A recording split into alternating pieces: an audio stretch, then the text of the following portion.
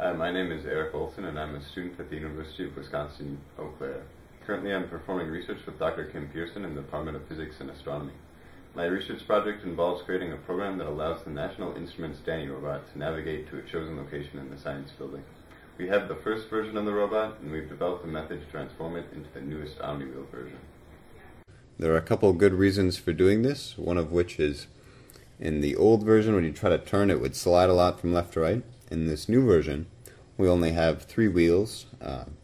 The 2 main ones are connected directly to the motors, and the third one tries to be as frictionless as possible. And so there really isn't much sliding back and forth, and you can use your encoder data much more reliably to keep track of where your robot is. All you need to do this is 3 Allen wrenches and a socket wrench, and no additional parts. So, the first thing you want to do is remove the black plastic from either side of the robot. This is easily done by removing the 3 screws and then pulling the plastic off. Once you remove the black plastic piece, you can flip the robot over and continue to remove the wheels and the 2 large gears. This is easily done by loosening the set screw on the axle set collar, and then you can pull the rest of the wheel, gear, axle piece off. Continue to do this for the rest of the wheels and gears. And you're left with this. Now that those pieces are off, you can take the gear off of the motor itself. We won't need this since we'll be attaching directly to the motor. Once we've removed both of those, we're going to go ahead and remove the angle piece. This was holding the plastic before, but we'll be needing it to hold the bottom of the robot together, as we'll be using the channels elsewhere. Now you're just left with the standoffs, which you can take off if you want to. We might use the screws later. Once those are off, we can go to the bottom of the robot and start taking the channels off. To do that, you're going to use your socket wrench and remove all of those nuts. You may notice that while you're doing this, you're also removing the motor bracket from its place. Once those nuts are off, you can easily pull the channel off. And once the channel's off, you can also pull out the motor bracket. It doesn't really matter where you put it for now. Then we can grab one of those angle pieces that was on the side of the robot, and we're going to be replacing the channel with the angle brackets for support along the bottom. We can use the hardware that we just took off to secure this in place. If you use the hole that's on the left side there, the rest of the holes of the angle bracket will line up nicely with the other ones that are drilled. After that, we can move the motor to the underside of the robot, and then we can attach the motor to the same spot where it was, which is the second hole in. You're going to want to attach it with nuts, but don't tighten it down tightly for right now, because we'll need to rotate the motor later. So just use them to keep it in place for right now. Another thing you're going to want to do is move the wire that goes to the encoder to in between the angle bracket and the motor bracket to keep it nice and clean. Once you've done that, you may have the wire sticking straight down from the encoder, and we didn't want to risk this catching on anything. So to alleviate this problem, we decided that we were going to rotate that motor a little bit, but first we unplug the cable and move it to the other side of the motor. And once that's on that side, we go ahead and rotate the motor such that the wire does not go straight down, but rather at an angle. It's best to rotate the motors towards the front, because this will also slightly affect where your wheels are. And since the robot will have not as much stability as before, you're going to want them as close to the front as possible. Once it's rotated, you can go ahead and replug the wire back in, as well as tighten down the motor bracket. One thing to note is that you don't want the encoders to be touching the angle brackets, because inside that black encoder there's a spinning disc, and if that disc is pushed up against the black piece, it could stop spinning correctly and your encoder data will be completely wrong. and you don't want this to cause problems later. So here we're showing that small gap that we left. Once you've got both of them, we can put the channels on the bottom, and so you're going to want to hold the screw in from the back side and remove that nut, and then put the U channel onto that screw and then keep it in place with the nut that you just took off. This can be a little bit tricky, but not too bad. Once you've got that nut in place, it'll keep the channel from falling off. We're going to want to put one more screw into the U channel to keep it from moving around. This one's a little bit more difficult to get to, and so we had to tape a screw onto a screwdriver and use that screwdriver to hold the screw in place before we could actually get a nut on it. So as you can see here, we're going to go in from the side very carefully, and then once it's through, we can grab it from this side, pull our screwdriver out, and then hold it in place with our hand while we grab a nut to keep it in place. Once we put that on, we can tighten them both on and repeat this step for the other side. Once this is done, this is our completed wheel bracket, and so now we just need a third wheel. To do this, we're going to remove everything from the wheel, and this is easily done by loosening up those set screws and then removing the axle and removing some other screws to remove the gear from the wheel.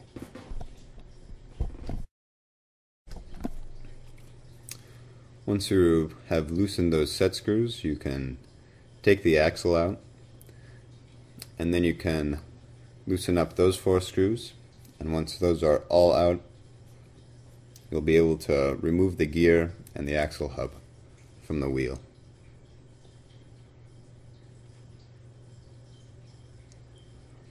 And so here you can see that we can take those pieces off. You don't actually have to remove this. You can leave that spacer on, or you can take it off. It doesn't really matter, but if you leave it on, you can use the long screws again, and that's just a tiny bit more mass to the rear of the robot. So you can snap that in place, then you can snap the threaded piece that will attach to our axle in place and lining up those holes, and then with the screws you can keep those tight together, and this will complete our third wheel. Okay, so now that that's tight, we need to secure the wheel onto the axle in the back of the robot. So the first thing we're going to do is use those bronze-colored bearings, which are helpful for keeping the axle spinning smoothly.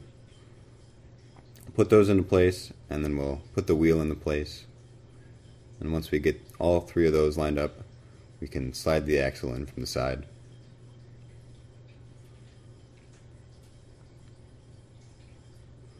With the axle finally in place, we're going to need to keep it from moving left and right too much. And to do that, we use those axle set collars, and we'll put 1 on each end. You want these tight, but not too tight, because if they're too tight, the wheel won't spin at all, but if they're too loose, you'll get a little bit more side motion than you would really want. So just play around with that until you get it right. You can give both those a little tighten, and then the last thing you're going to need is to tighten the wheel onto the axle, and that's one more screw. And once you've done that, it's good to go. You can give it a test spin.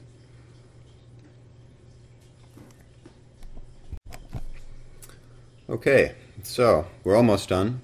All we have left to do is put those two side wheels on that will be driven by the motor.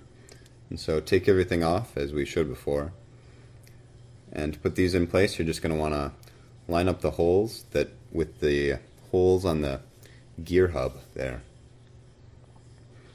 And once you've got that in place, you can use some of the extra screws that we've got to fasten them securely. Once you've done that on both sides, your robot's practically done, but there's just a couple more things to consider. As you can see, it's a little bit tippy, and on ours we have a modem on the back too, which helps a little bit, but you're still probably going to need to weight the back wheel somehow to keep it from falling on its face when it changes directions quickly. It's not quite as low profile as the new robot. One more thing that we did to help just a little bit is we actually flipped the ultrasonic sensor to be on the other side. This helps a little bit in detecting certain chair legs or lower objects that maybe it was missing before. All you're going to have to do is remove that top screw, and then you can wiggle the metal L-shaped bracket off. Once that, you can just remove all these 4 screws and take it out, flip it over, and put it in upside down. You'll probably want to use different screws than the ones you just took out, since those are rather small, but once you've got it in place, you can just use some screws and nuts to secure it there. One thing that we did have to do is that we had to change which side of that metal bracket the ultrasonic sensor was on. To do that, we had to drill 2 more holes, which was relatively easy since it's weak aluminum. But as you can see, when we hold it up this way, you can move it, but when it's positioned how it would have been before, you can't actually even attach it to the servo, and it wouldn't be able to spin anyways. And so you will have to change which side it's on if you want to use this design.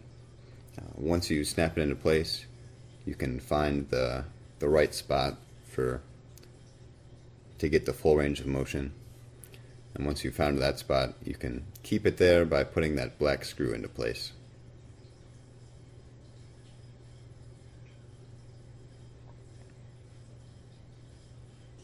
That pretty much concludes it. There's just one last consideration. The back wheel will have a little bit more friction than maybe you would want, especially more than that Omni wheel, as they call it. So there's a couple different options. One is you can do nothing about it, and it'll still work better than the 4-wheel design, actually. But we put some tape on it, which is the next cheapest way to go, and this will remove some friction.